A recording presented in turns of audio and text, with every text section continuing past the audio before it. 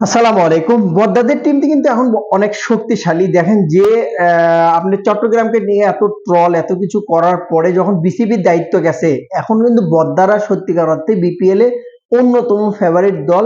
যেখানে চারটা বিদেশিকে কিন্তু তারা সাইনিং করিয়েছে। অলরেডি কিন্তু ৩টা বিদেশি অবস্থান করছে সিলেটের মাটিতে বিপিএল খেলার জন্য এবং একটা দেশি। টোটাল যদি আলোচনা করি আপনাদের সাথে, প্রথমে যদি আমি বলি, দেখেন চট্টগ্রামকে নিয়ে এমনিতে অনেক ঝামেলা, অনেক প্রবলেম, অনেক সমস্যার সম্মুখীন হয়েছে। তারপরে পরবর্তীতে কমিটির টিম যখন রূপ হয়েছে, কমিটি যখন নিয়েছে, কমিটির টিম হিসেবে বিবেচিত হওয়ার পরে দুর্দান্ত লেভেলের কিছু ক্রিকেটার কিন্তু তারা নিয়ে আসছে এবং তারই পরিপ্রেক্ষিতে বলা চলে যে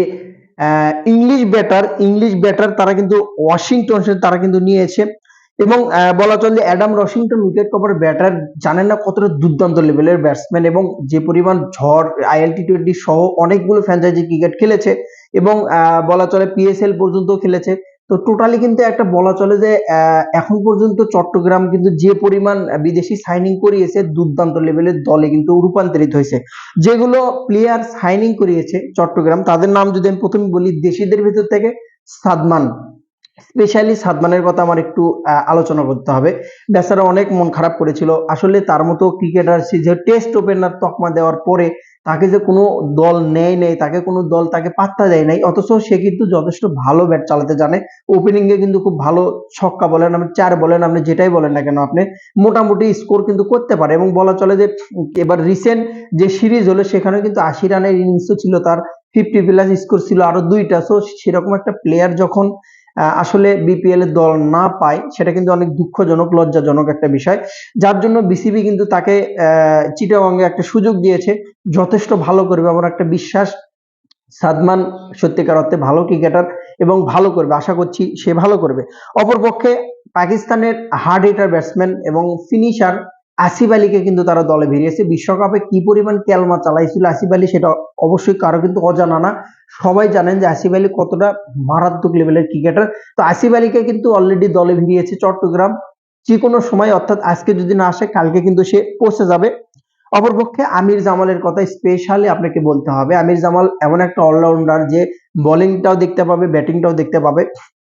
দুর্দান্ত লেভেলের কিছু সাইনিং কিন্তু বিসিবি করাইছে এবং চমকে অন্য অন্য ফ্র্যাঞ্চাইজি গুলো কিন্তু এদেরকে চোখে দেখেনি প্রায়। সেখানে চট্টগ্রাম যেভাবে প্রথমে ডমিনেট করে প্রথম ম্যাচটা ছিনিয়ে নিয়েছে, তার পরবর্তীতে যেভাবে বিদেশি সাইনিং করাচ্ছে, তাতে কিন্তু বিপিএল এর অন্যতম আকর্ষণ এবং অন্যতম শক্তিশালী দলে কিন্তু রূপান্তরিত হয়েছে বর্তমানে চিটাগং।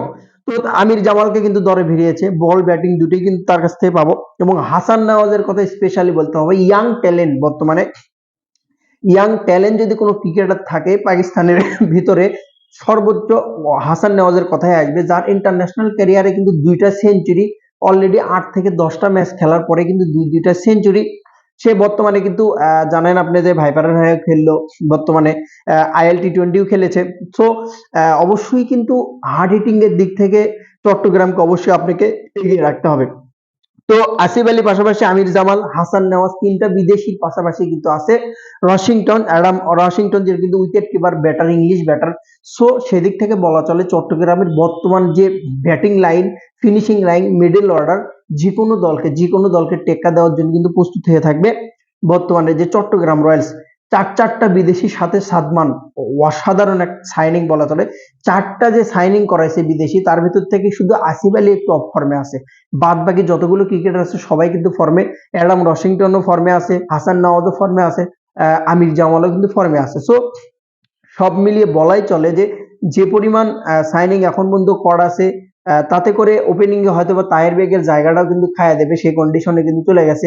মিডল অর্ডারটাও ভালো হলো, পেস অলরাউন্ডারও কিন্তু বেড়ে গেল। সো সেদিক থেকে আপনি বিবেচনা করতে পারেন রংপুর থেকে শুরু করে যে কোনো টিমকে কিন্তু টেক্কা দেওয়ার মতো বদ্দাদের কিন্তু শক্তি চলে আসে। কিন্তু দুঃখের বিষয়, এই কাজটা যদি ফ্র্যাঞ্চাইজি করতে পারতো তাহলে কিন্তু ভালো হতো। যেটা কমিটি টিম করলো, যেটা কমিটি করলো, বিসিবি করলো, বিসিবি দায়িত্ব নেওয়ার পরে যে কাজটা করলো, সেম এই কাজটা কিন্তু ফ্র্যাঞ্চাইজি যদি করতে পারতো তাহলে কিন্তু অনেকটাই বেটার হতো। Best of luck, congratulation Asif Ali, Hasan Nawaz, Amir Jamal এবং রশিংটন কামিং বিপিএল। অলরেডি কিন্তু আজকে যে ম্যাচটা আছে চট্টগ্রামে, সেখানে কিন্তু হয়তোবা শুধুমাত্র আজকে আমরা দেখলেও দেখতে পারি যে উইকেট কিপার ব্যাটার আডাম রশিংটনকে পেতে পারি এবং আমির জামালকে দুইটা ক্রিকেটারকে কিন্তু আজকে পাওয়ার সম্ভাবনা অনেকটাই বেশি। বেস্ট অফ লাক বদ্দারা কিন্তু অনেক ফর্মে আছে এখন।